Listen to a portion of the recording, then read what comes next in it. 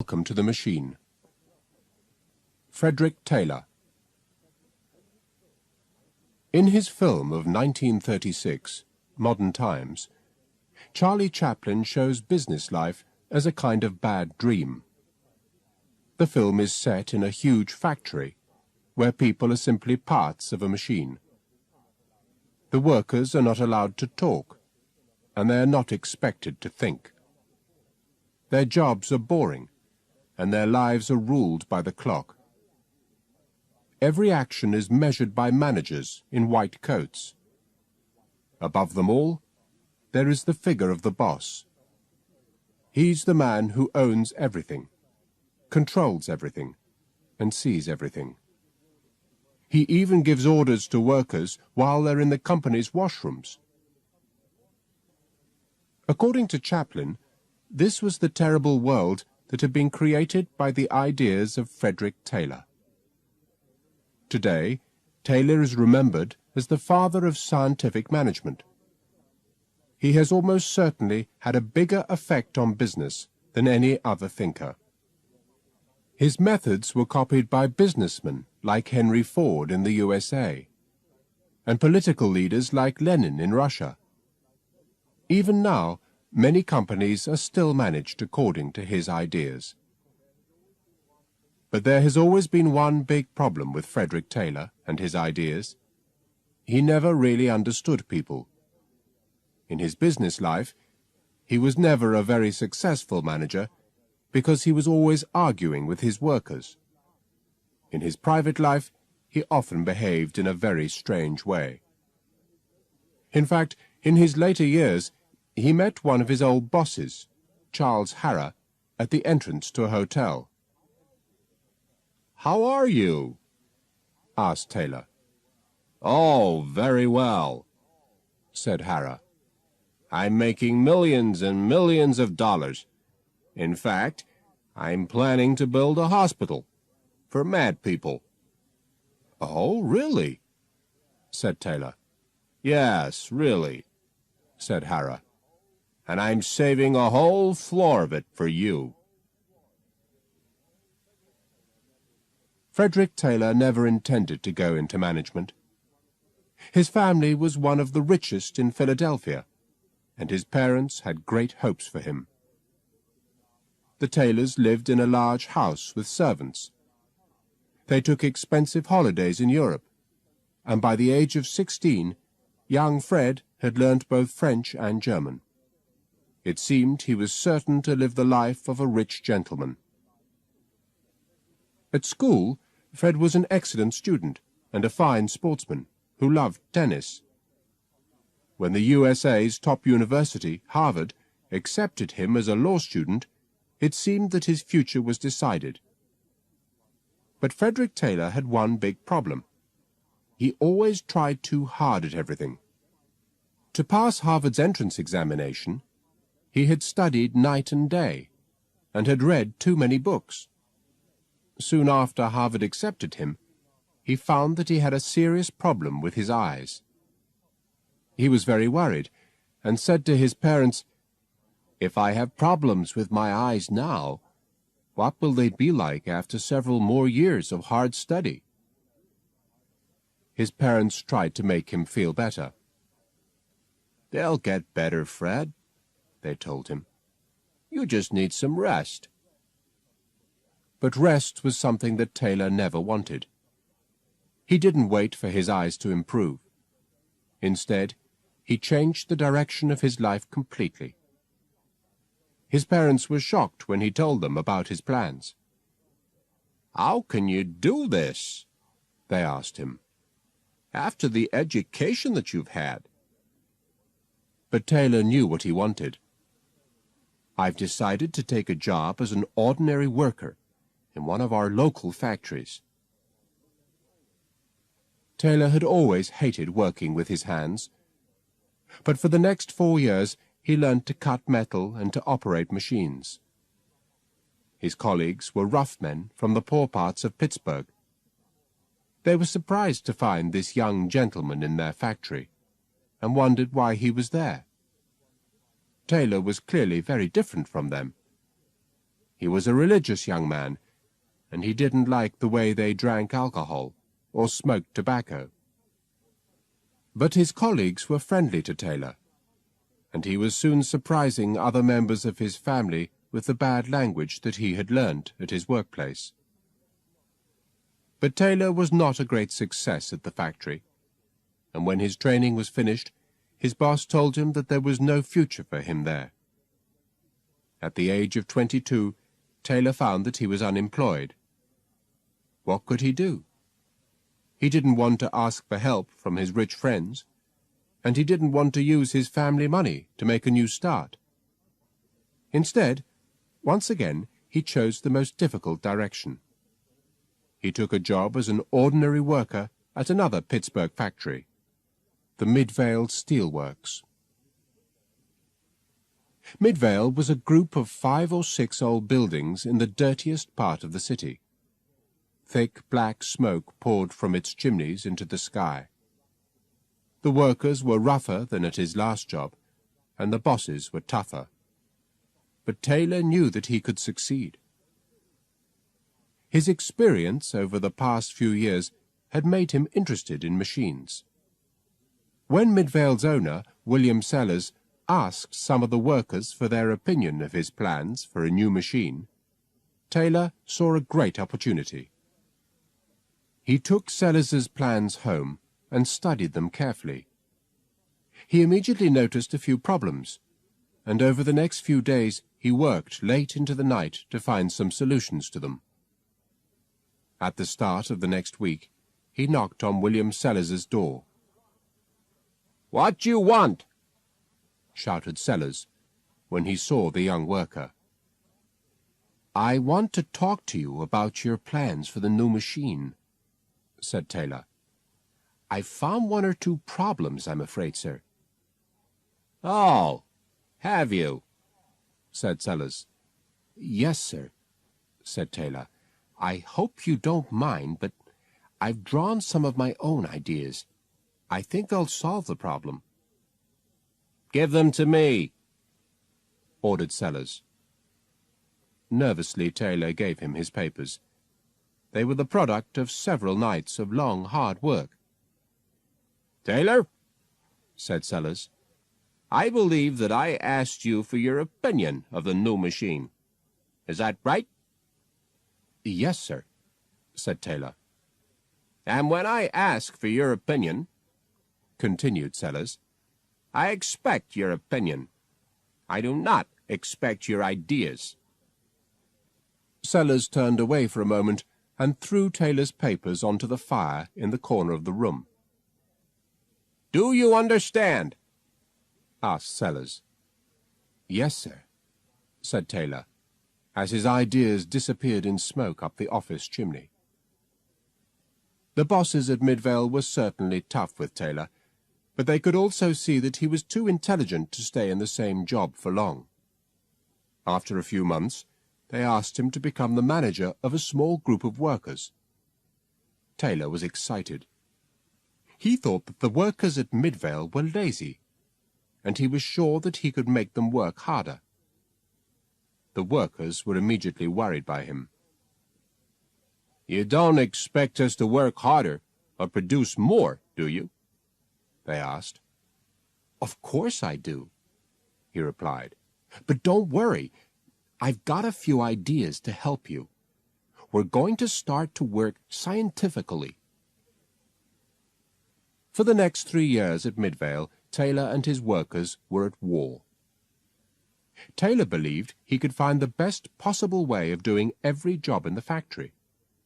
So he studied each worker's job until he had found a way of doing it more quickly. Then he taught the new way of working to one of the workers in his team. Taylor was a good teacher, and the worker was soon working more quickly than before. Unfortunately, the other members of the team didn't like it.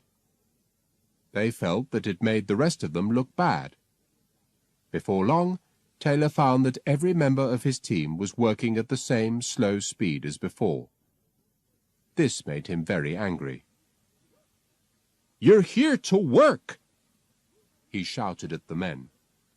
If you work harder, the company will make more money.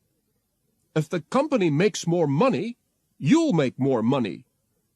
When you work harder, it helps everyone. Don't you understand?" But the workers didn't understand, and Taylor had to try tougher methods. Now, when he taught a worker a new way of working, he made it completely clear that the worker had to work more quickly.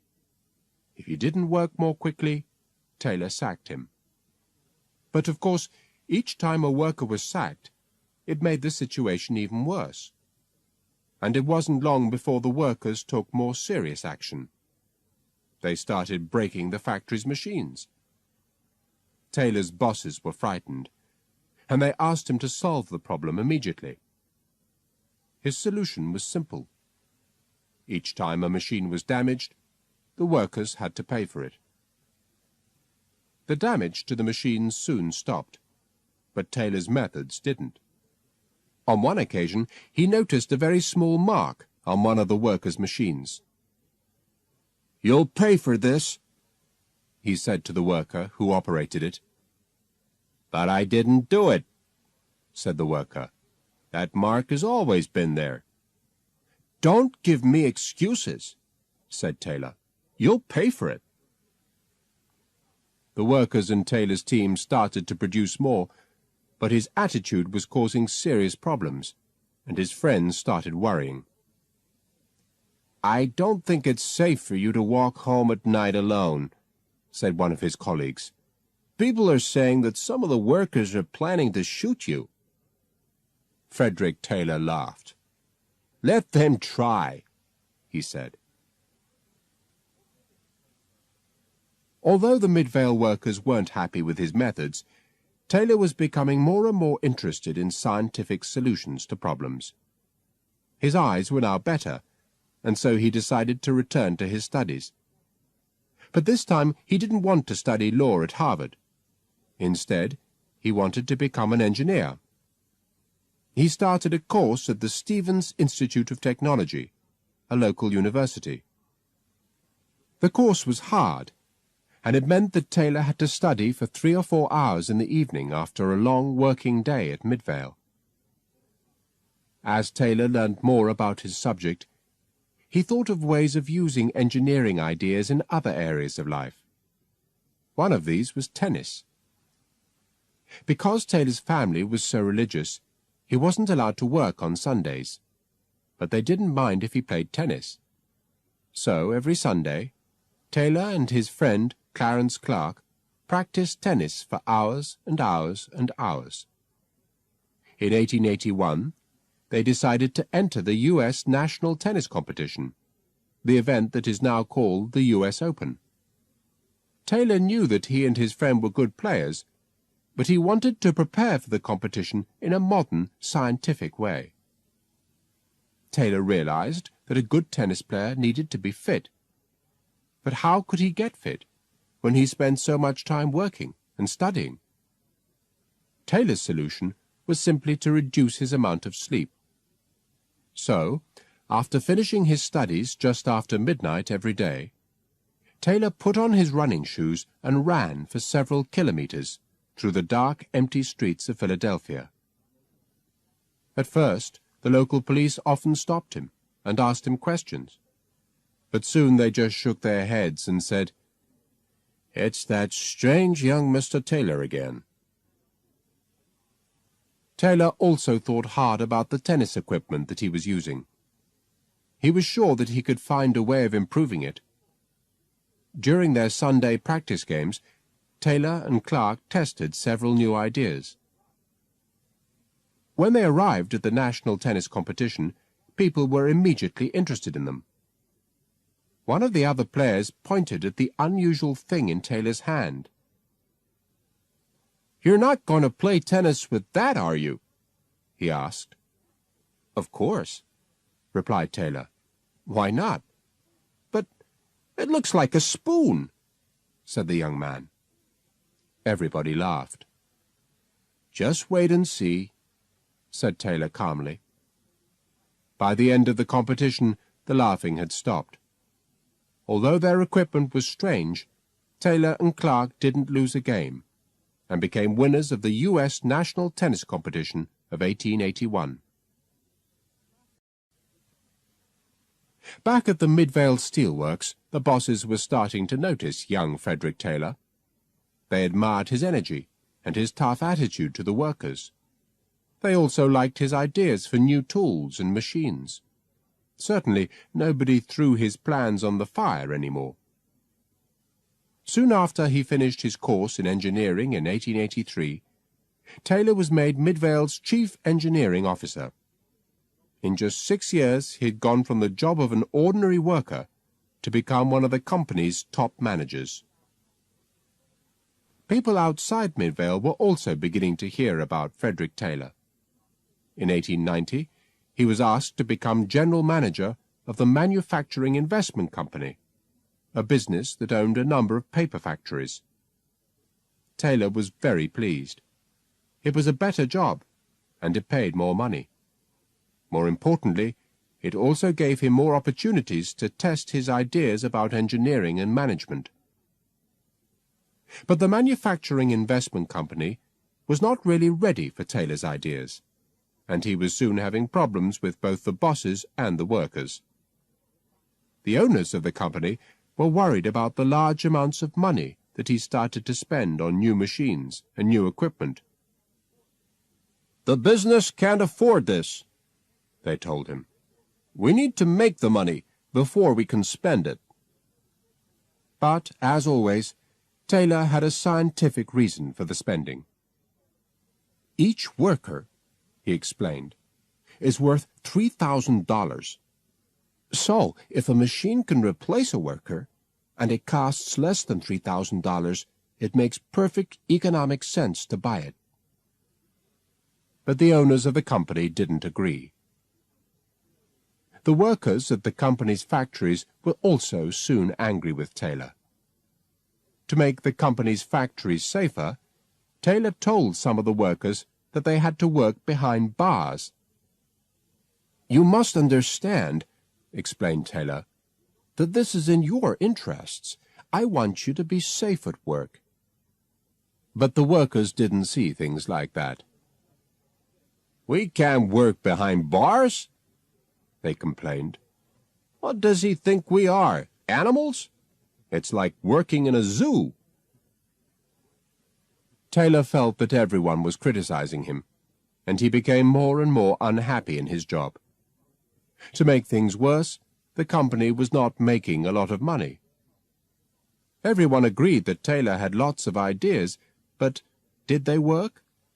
The answer seemed to be no. Taylor didn't know what to do. Should he stay, or should he go? In the end, he didn't have to make a decision. In 1893, the U.S. economy hit some serious problems. Suddenly, nobody had any money. People stopped buying things. The value of the U.S. dollar dropped like a stone. It was clear that the Manufacturing Investment Company could never be a success. Taylor had to leave and find a future somewhere else. The next few years were difficult for him. Although he tried very hard, he couldn't find a regular job. Instead, he sold advice about engineering and management to a number of companies in the northeast of the USA. It was a job that allowed Taylor to see how other companies operated. The more he saw, the more ideas he had. Now, he just needed a chance to test them. His opportunity came in 1898, when he was offered a job as manager of the Bethlehem Steelworks. Taylor couldn't wait to start work. For his first test, he chose the simplest of all the jobs in the factory. This was the job of moving pieces of iron from one place to another. For weeks, Taylor and his assistants studied the workers. They found out the best way to pick up a piece of iron. They used watches to find out how quickly a worker could carry a piece of iron over a certain distance. They also decided how much rest a worker needed in order to work as hard as possible. They tried to answer the question, what happens if we manage a human being in the same way that we operate a machine. When their study was finished, Taylor sat down with his assistants and explained his findings. "According to our study," said Taylor, "a good worker can move between 47 and 48 tons of iron a day." "But that's strange," said one of the assistants. "At the moment, they only move 12 tons a day." "Exactly," said Taylor. "Isn't it great? We have a chance to show everyone that scientific management really produces results." "But how will we make these people work in our new way?" asked another assistant. "No problem," said Taylor. "The harder they work, the more they'll earn. The company will be happy, and the worker will be happy. No one can lose."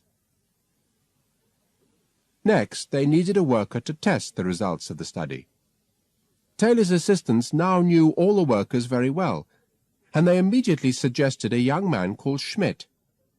He was big and strong, and he had a young family, so it was certain that he needed more money.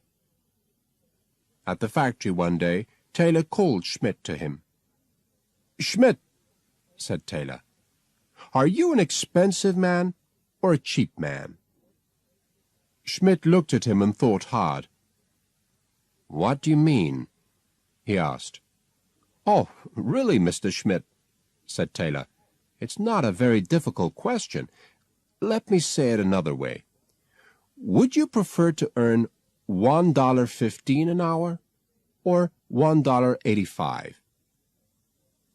Schmidt still seemed uncertain, so Taylor continued. "I think, Mr. Schmidt, that you'd prefer to earn $1.85. Everyone prefers to earn more for their time. It's a law of human nature." "Maybe," agreed Schmidt. "Excellent," said Taylor. "Now, if you want to earn $1.85, you must do exactly as I tell you. When I tell you to pick up a piece of iron, you pick it up. When I tell you to walk, you walk. And when I tell you to rest, you rest. Do you agree?" The other workers were shaking their heads. "Don't listen to him," they called to their colleague. But Schmidt was already thinking of the extra money. "Okay," he said. "I'll do it." Schmidt did exactly as he was told, and he was soon moving 60% more on every day. The extra money that he earned made a big difference to his life. The other workers didn't like Taylor's ideas, but they also didn't like the fact that Schmidt was earning much more money than them. One by one, they agreed to use Taylor's new method of working. But many of the workers found that they couldn't earn as much as Schmidt, simply because they weren't as strong as him. In fact, 7 out of 8 workers couldn't work as hard as Taylor asked. Taylor saw only one solution. They had to leave. Some of the other managers at the company started to worry. "Are you sure your new method is fair?" they asked him. "Of course it is," replied Taylor. "These men do an honest day's work for an honest day's pay. Of course, it's sad that some people have to leave, but one of the most important things about good management is finding the right man for the right job." Taylor soon started to organize the work of the rest of the factory in the same way. First, he watched the workers and measured the speed of every move they made. Then he decided on the quickest way of doing each job, and taught that method to the workers. Finally, he chose the best workers for every job and told the others to find work somewhere else. Again, the results were excellent. But Taylor's attitude was making him more and more enemies at Bethlehem. The workers liked earning more money, but they hated Taylor's methods. The company's owners weren't sure of him, especially because he was again spending large amounts of money on new equipment. In May 1901, he was sacked. Although Taylor was only 45, It was the last manager's job that he had in his life. Taylor had had enough of business, but at least he had shown that his idea of scientific management could work. He went back to his house in the country and wrote pieces for magazines and newspapers that explained his ideas. He traveled around the country and gave talks to groups of businessmen and engineers. Slowly, more and more people became interested in the idea of scientific management. Then, in 1910, Taylor suddenly became famous. The US government was having a meeting about the different costs of train and sea travel. The railway companies said they needed more money from taxes. The ship owners said that they didn't. To support their argument, the ship owners explained that the railway companies wouldn't need the money if they improved their management. To explain their point, they asked some managers to talk about a man called Frederick Taylor and a new idea called scientific management. "If the railways introduce this idea," one manager told the US government, "they will save $1 million a day." Another manager said that scientific management could cut costs and increase workers' pay by 100%.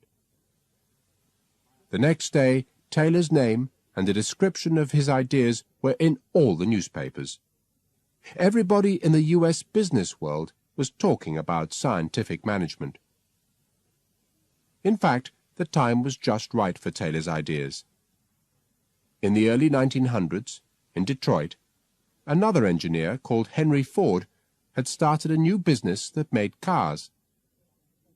At that time, cars were very expensive and were only owned by the richest people in the world. But Ford believed that it was possible to sell cars at a price that ordinary people could afford. He simply needed to reduce the cost of making them. To do this, he decided to make just one kind of car in just one color, the famous black Model T Ford. At his factory, he also started making Model Ts in a new way. His method was to move the car along a line while workers added pieces to it. The workers' jobs were very boring because they just did the same thing again and again and again, all day long. But Ford wasn't worried about that. For him, workers were just another part of the machine. He once said, "When I want a pair of hands, why do I get a human being as well?" The Ford Motor Company was very successful. Its factory in Detroit produced a new car every 40 seconds, and the price of a new Ford car soon fell below $300. As a result, millions of people bought Ford cars, and Henry Ford became the richest man in the world. Of course, everybody wanted to know the secrets of his success. When they heard about Frederick Taylor, many believed that he could give them the answers they wanted. The ideas of Ford and Taylor were very similar. Both Ford and Taylor believed that workers didn't want or need to have responsibility. Without their managers, workers were nothing. It was the manager's job to find the best workers and to teach them to work in the best possible way. It didn't matter if the workers were unhappy. They were paid an honest day's pay for an honest day's work, and it was their job simply to obey.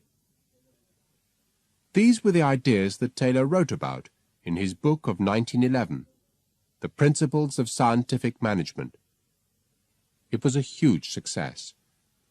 When he gave a talk in New York City some time later, it was attended by 69,000 people. Managers who followed Taylor's ideas were famous for their watches.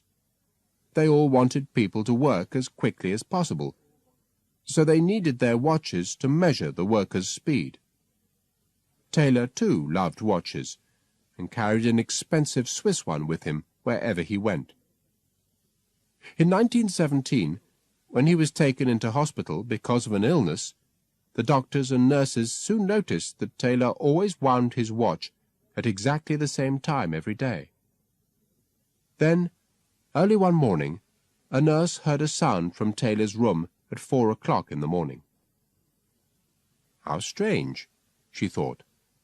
Mr. Taylor usually has such regular habits. Why is he winding his watch so early in the day? In fact, it was Taylor's last action. When the nurse looked into the room just an hour later, she found that Taylor was dead. In a way, it seemed right that this was the final action of the man who had made so many others servants of the clock. In the years after his death, the ideas of Frederick Taylor spread around the world. His books were translated into many different languages. Factories from California to Siberia were organized according to his methods. Machines came first, and people came second. Managers learned to control, and workers were taught to obey. The boss's word was law. But today, many people question Frederick Taylor's scientific management. Does it really produce the best results? Do managers always know best? Is it true that people only work for money? Is it true that they don't want responsibility? But although his ideas are often questioned, it's certain that there are many businesses in the world today that still haven't forgotten the lessons of Frederick Taylor.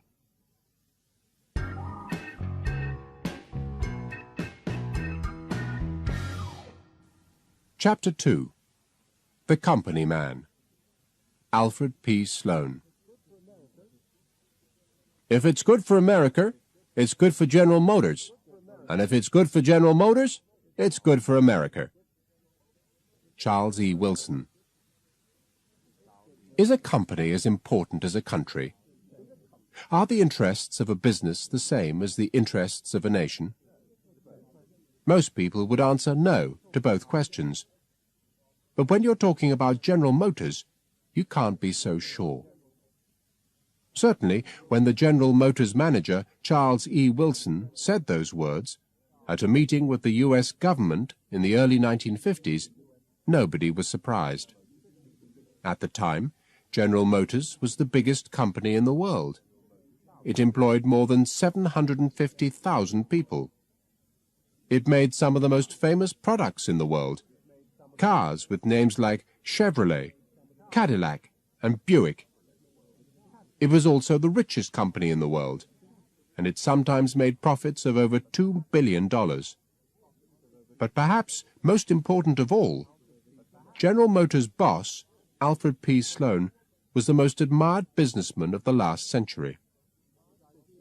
Sloan was admired because his ideas were copied by every other big business in the middle years of the 20th century.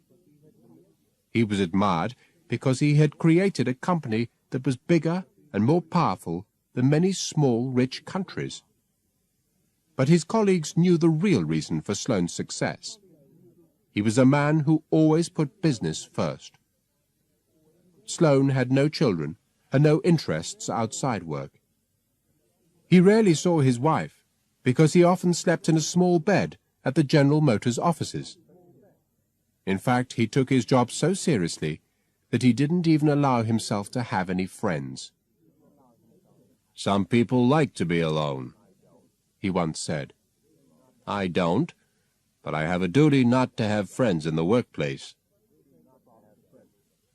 Sloan became the boss of General Motors in the early 1920s, at a time when the company was having serious problems. GM had been started by the U.S. businessman Billy Durant. Durant collected companies like some people collect stamps. He owned companies that made everything, from cars to fridges. He thought that if he owned enough companies, one or two of them were certain to be successful. Unfortunately, he was wrong, because although he was good at buying companies, he was useless at managing them. In fact, Durant was such a difficult man that he lost all his best employees, including some of the most famous names in the car business. Walter Chrysler worked for Durant for a time, but he soon left and started the successful Chrysler Corporation. Another employee was sacked because he smoked a cigarette in Durant's office. His name was Louis Chevrolet. By 1920, General Motors was in a mess. It employed too many people, it had too many managers, it made too many kinds of cars, and it was losing lots of money. Even Billy Durant realized that it couldn't continue. So he sold GM to one of the great names of early U.S. business, Pierre DuPont. DuPont could see that GM showed promise, but it needed a good manager. So DuPont turned to Alfred Sloan. At the time, Sloan was 43 years old, and he was already a great success. He had started 20 years before, when he borrowed $5,000 from his father and bought a company called Hyatt. Hyatt did not look like a very good business. It made small metal balls that were used in trains and other vehicles, and it was making no more than $2,000 a month. But Sloan was confident that he could turn Hyatt into a success. He believed that the new car business presented a great opportunity for his company's products. So he talked to all the important people in the USA's car business and learned as much as possible about making cars. Before long, Hyatt was making profits of over $4 million a year. When Sloan arrived at General Motors, he saw immediately that he needed to organize the company in a new way. At that time, General Motors was producing 8 different cars, but had only 12% of the car market. By comparison, Ford produced one car, the Model T, and had over 60% of the market. What could Sloan do? Perhaps GM should simply copy Ford's idea and cut its number of cars from 8 to 1. But Sloan had different ideas. He thought that customers were getting tired of Ford's Model T. Of course, they liked it because it was cheap and because it worked well. But customers wanted more choice.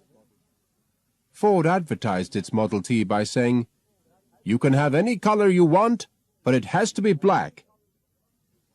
It was a good joke, but it was also true. Sloan realized that he could win customers if he offered something different. So he thought carefully about GM's position in the market and prepared his ideas. Although he was not an old man, Sloan was already suffering from hearing problems. For that reason, he always used a hearing aid in meetings. When he wanted to listen, he switched it on. Before he spoke, he always switched it off. It was once described as the greatest management tool in history. At the meeting to decide GM's future direction, he listened carefully to the ideas of his colleagues. "We need to learn the lessons of Mr. Ford," said one manager. "We must learn to produce our cars as quickly and as cheaply as possible. That's the only way to succeed in this business." "I don't agree," said another manager. "We have a choice. There are 2 main markets for cars in this country. We can sell expensive upmarket cars to people who have good taste and plenty of money, or we can sell cheap downmarket cars to people who have neither." Everyone in the room laughed. When Sloan had heard all the manager's ideas, he switched off his hearing aid with a loud noise. The managers all turned towards him and waited for him to speak. "Thank you for your ideas, gentlemen," said Sloan. "But I must disagree with you. Our company has more choices than you have described. I believe that General Motors should sell a car for every pocket and every purpose." The managers looked at each other. "Let me explain what I mean," continued Sloan. "We own a number of companies at the moment. The problem is that they are all fighting in the same market. First, I suggest that we reduce our number of companies to 5. Second, I suggest that each of these companies sells its cars to a different part of the market. For example, Cadillac could sell its cars to the rich people with good taste that you talked about earlier. We could sell Buicks to younger people with a little less money. Oldsmobile could be sold to richer families, Pontiac to poorer ones. Chevrolet, perhaps, could sell its cars to the working man. Do you follow my thinking? One of the managers held up a finger to show that he wanted to ask a question. Sloane switched on his hearing aid again. How does this affect the organization of the company? The manager asked. There was another noise from the hearing aid. That, said Sloane, is a very good question. You see, gentlemen, I want an organization with 5 different companies selling cars to 5 different markets. I'm sure there will sometimes be competition between these 5 companies. If that happens, that's fine with me. But General Motors doesn't just need competition. The company must also understand where it's going. There must be some central control. That's why I am here. We must have a clear direction, and we must also have central financial control. If we can do this, then I'm sure that General Motors will have a great future. Sloane was right. The careful mix between central control and competition produced a company that could compete with Ford and even beat it. While Ford continued to build the same old black Model T, GM produced new cars and new ideas all the time. Customers were offered not just a choice of 5 different cars, but a choice of colors too. Every year, GM produced cars with a few small differences so that people didn't keep the same car for years and years. Instead, they always wanted to buy the latest model. Just 3 years after Alfred Sloane's appointment, General Motors left Ford behind and became the USA's biggest car company. The 1920s was a good time for the U.S. car business. The government built roads across the country, and small businessmen built all kinds of things beside them. Before long, U.S. roads were lined with petrol stations, cinemas, hotels, and restaurants. Every American wanted to be on the road, and General Motors went from one success to another. It seemed that nothing could stop the car. But of course, one thing can always stop a car: a crash. But the crash that stopped General Motors in 1929 wasn't a car crash. It was a financial crash. On the 24th of October 1929, the prices of shares on the Wall Street Stock Exchange in New York started falling. And they fell, and fell, and fell. People who had been rich the day before woke up and found that they were poor. People who had been poor the day before found that they had nothing to eat and nowhere to live. Businesses failed. Bankers killed themselves. Millions of workers lost their jobs. In that kind of situation, who's going to spend a lot of money on a new car? The years that followed were tough for every business, everywhere in the world. Sales of General Motors cars fell by 70%. Sloane knew he had to make some tough decisions. But before Sloane took a decision, he believed that it was his duty to think about all possibilities. For him, a manager was not just a business person who was interested only in profit. In Sloane's eyes, a manager was a professional, like a doctor or a dentist, and professionals always kept an open mind and always listened to the facts. So, even in the middle of the most difficult times, Sloane always wanted the opinions of his managers. In 1932, GM's Cadillac company was having real problems. Cadillacs were very expensive cars, and the crash of the American economy had hit their sales especially hard. Cadillac was losing large amounts of money. At the meeting to decide Cadillac's future, Sloane and all his managers had reached agreement. "The facts in this case are quite clear," said Sloane. "Cadillac must be closed. So now our only decision is, do we keep the Cadillac name and put it on another car, or do we just forget about it? At that moment, there was a knock on the door, and one of Cadillac's young middle managers, Nick Dreystadt, walked into the room. Dreystadt was an untidy man who spoke with a strong German accent.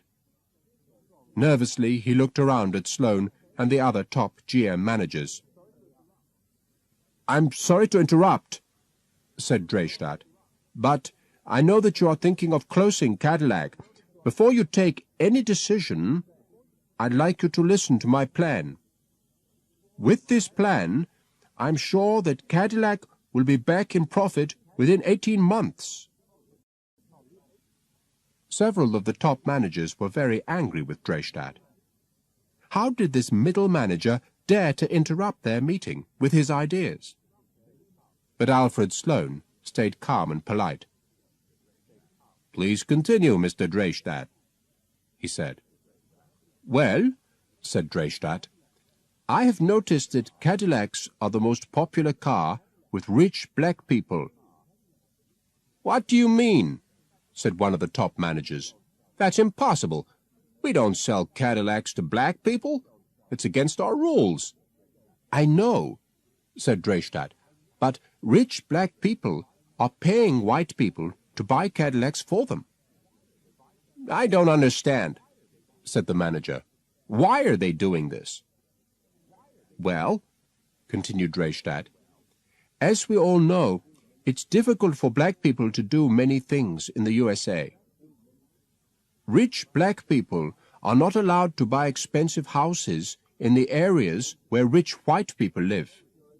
But, of course, if you're a successful black doctor or a black businessman or a black sportsman, you still want to show people that you're rich and successful. A Cadillac is one of the few ways that these people can do this."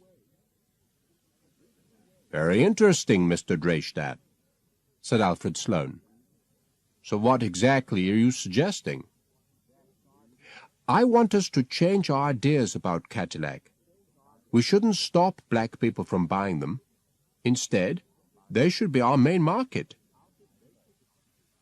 Alfred Sloane and the other top managers discussed Dreystadt's idea for a few minutes, and then Alfred Sloane switched off his hearing aid and looked at Dreystadt. "Okay, Mr. Dreystadt," said Sloane. "We'd like to go ahead with your idea. We won't close Cadillac. Not yet, at least." Dreystadt thanked Sloane. He was just leaving the room when one of GM's top managers spoke to him. "You realize that if you fail, there won't be a job for you at GM, don't you?" "Of course I do," replied Dreystadt. "But I don't," interrupted Alfred Sloane quickly. "If you fail, Mr. Dreystadt, there won't be a job for you at Cadillac. There won't be a Cadillac. But as long as there is a General Motors, and as long as I run it, there will always be a job for a man who takes responsibility. There will always be a job for a man who has the right attitude and imagination." Alfred Sloane looked calmly at Dreystadt. "Mr. Dreystadt, you worry about the future of Cadillac. I'll worry about your future at General Motors." Dreystadt and Sloane didn't need to worry.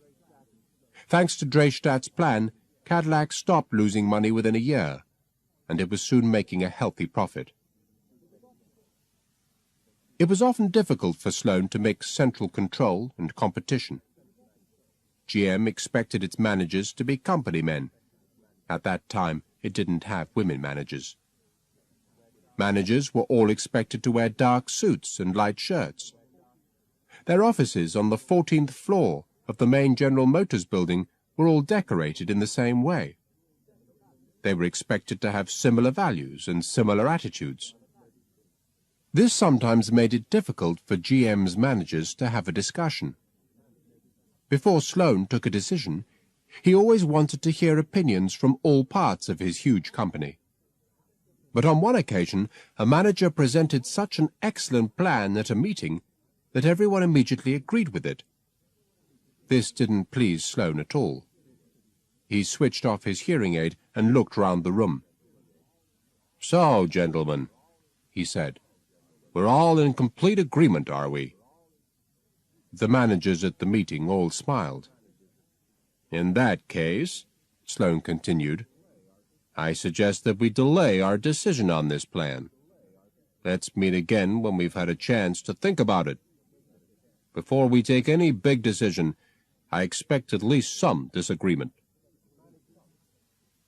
Managers at General Motors had a good life. Of course, they worked very hard, and they were always under lots of pressure, but they were always well paid. In fact, some of them even earned more than Sloane himself. He believed that ability should be rewarded. But his attitude to GM's workers was very different. GM workers earned good money when the company was producing lots of cars, but in the bad times there was no job for them, and they earned nothing at all. Their organization, the United Automobile Workers, often tried to discuss the workers' conditions with the GM management, but Sloane refused to speak to them. The early years of the 1930s were bad for the company, but they were even worse for the workers and their families. By the winter of 1936, they had had enough. As the company was preparing its new cars for 1937, the workers at the company's main factory in the town of Flint stopped working and sat down. Their unemployed colleagues from outside joined them and sat down in the factory as well. Sloane and the GM managers were very angry and asked the local police for help. But the police were not interested, and the sit-down strike continued through Christmas and into the next year.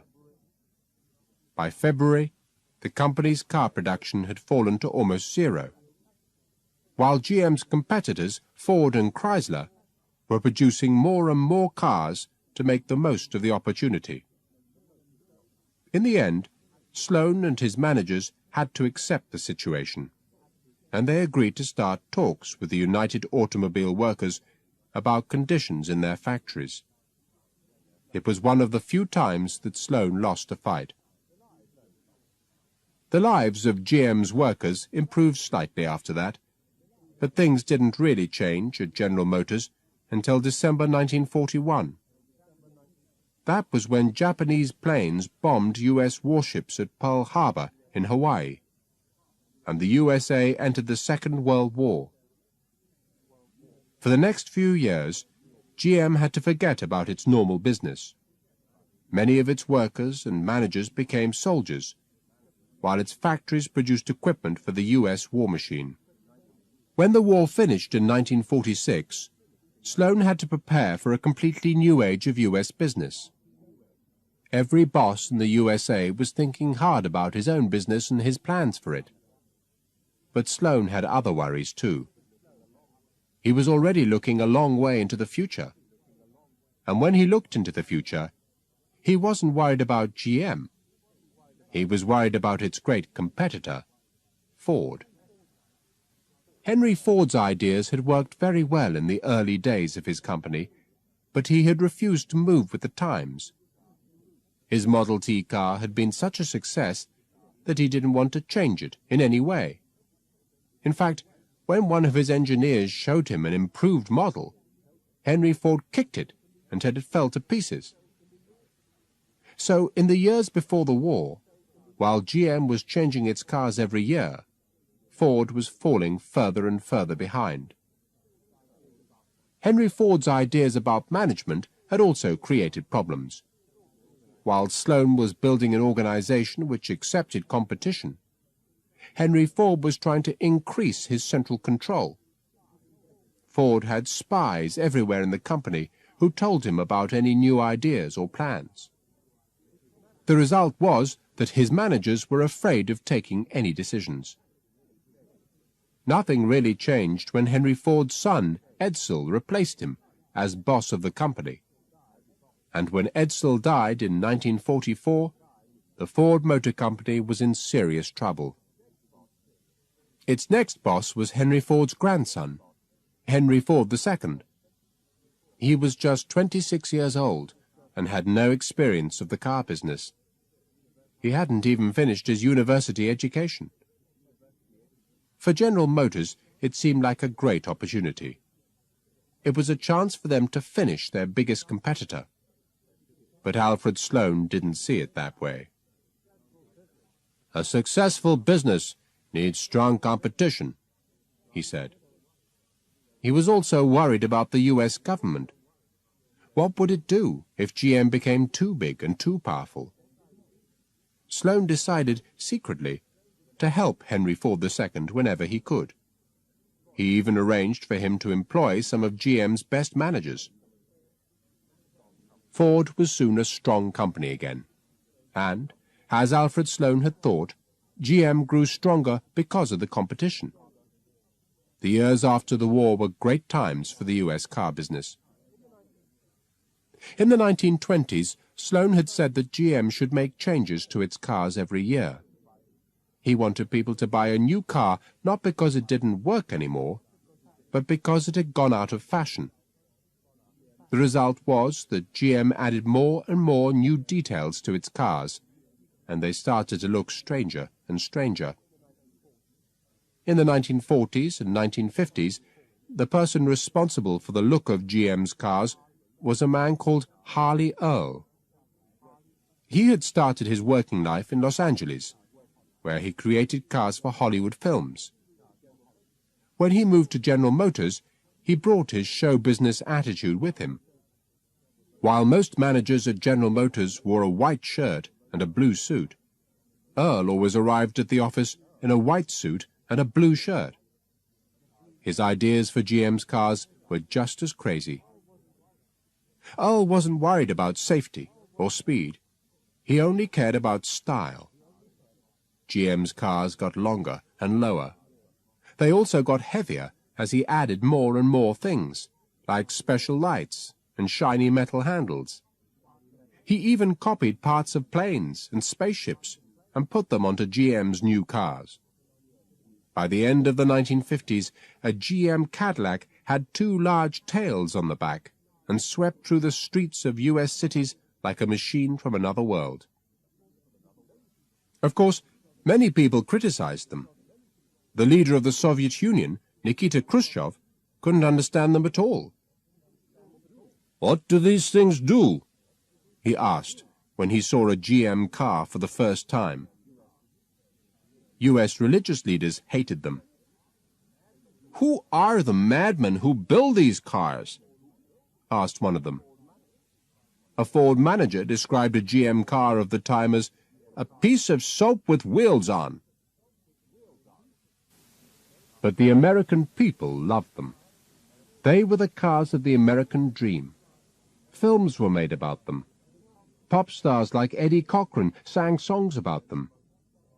General Motors was not just the biggest, it was not just the richest, it was also the most famous company in the world. In the years to come, General Motors started to face problems. Alfred Sloan's method of organization meant that managers spent a long time in meetings, and that the company often took decisions slowly. Until the end of the 1960s, this hadn't been a special problem. But as the speed of business life got faster, GM sometimes found that it was too slow to solve the problems and take the opportunities of the modern world. Its huge, beautiful cars were also expensive and used too much petrol. When the price of petrol rose suddenly in the early 1970s, more and more people started driving smaller, cheaper cars from Japan. But when Alfred Sloan died in 1966, that was all in the future. When people looked back on his life at that time, few could find fault with his leadership of General Motors. He had controlled the direction of the company and its finances, and he had also allowed its car companies to work as separate organizations. He had introduced the idea of the manager as a professional, like a doctor or a dentist, who puts facts before emotions when taking a decision. He had also thought about the market in a new way. Before Sloane, people thought that they simply had to sell the right product to the right people. After Sloane, people realized that a new product creates a new market. Everyone agreed that Sloane had been the perfect company man.